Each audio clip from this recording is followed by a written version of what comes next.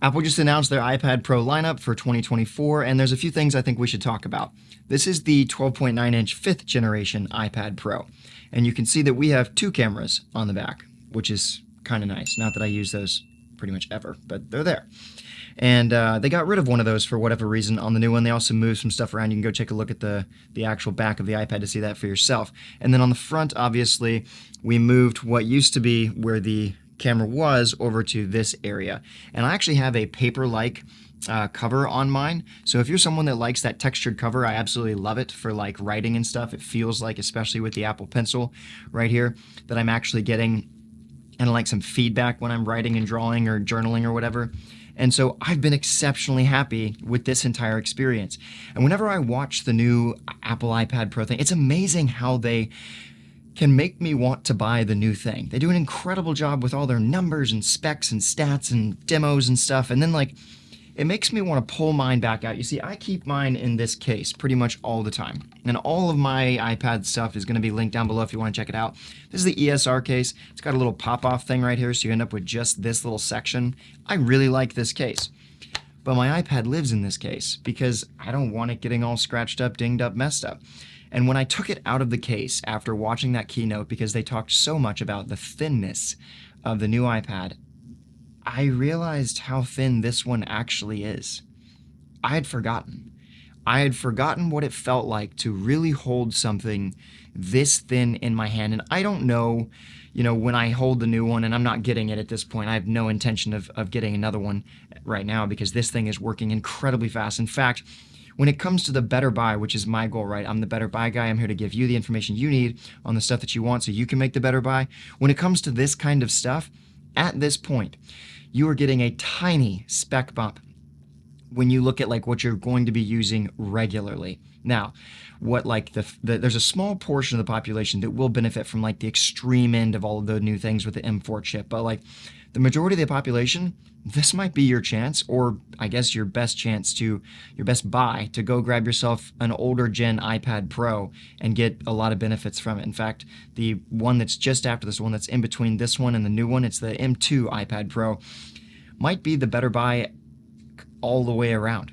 Now, I will say that if you are someone that's looking into getting into this kind of form factor, you want a larger tablet, that iPad Air is looking very tempting. But it's a 13-inch iPad Air. I mean, this is a 12.9. I'm not saying this is small by any means, but I don't know if that tiny bit of extra real estate is going to make a huge difference. I'm definitely curious to go check that out myself. So I'd love to hear your thoughts in the comments. Do you think the new stuff is worth getting at all, and how much are you willing to spend on the new one? I mean, that thing. My other thing is, like, at the end of the day, when you really dive into that new one, you are now reaching the specs of a computer. And as someone who's actually thinking about getting a new computer, I need one for a lot of my video editing stuff. I was trying to figure out, can I do my editing on the iPad? Could I just use an iPad to replace it? And the more that I looked into it, the less I liked the idea of it. So I'm going to do some tests with the Final Cut Pro that they just released and kind of see how stuff goes there. I hate that it's a yearly subscription or a monthly subscription, but we're going to give it a shot, see how we feel about it, and see how the data management stuff works. I actually don't think I'm going to like it very much at all. So, oh, I just realized some problems with it. Shoot. Because I have all my plugins from...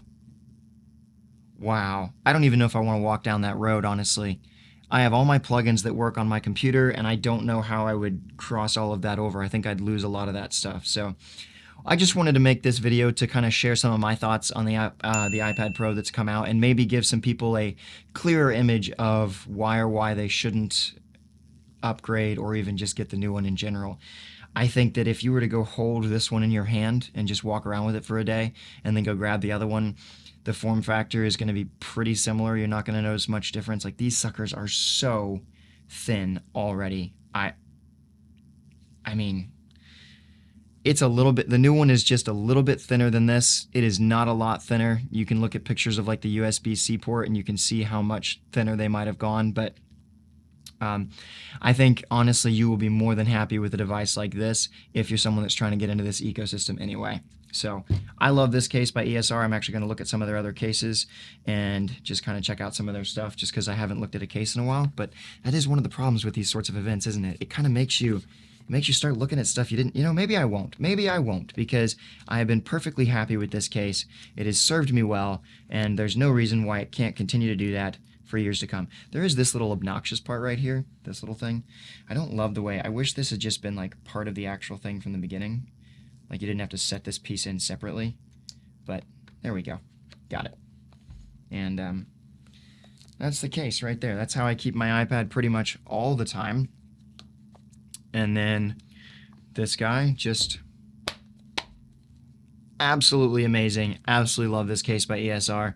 Check out the links in the bio if you want to learn more. Subscribe if you enjoyed this review or just commentary on the iPad Pro. Keep having fun, and I'll see you in the next one.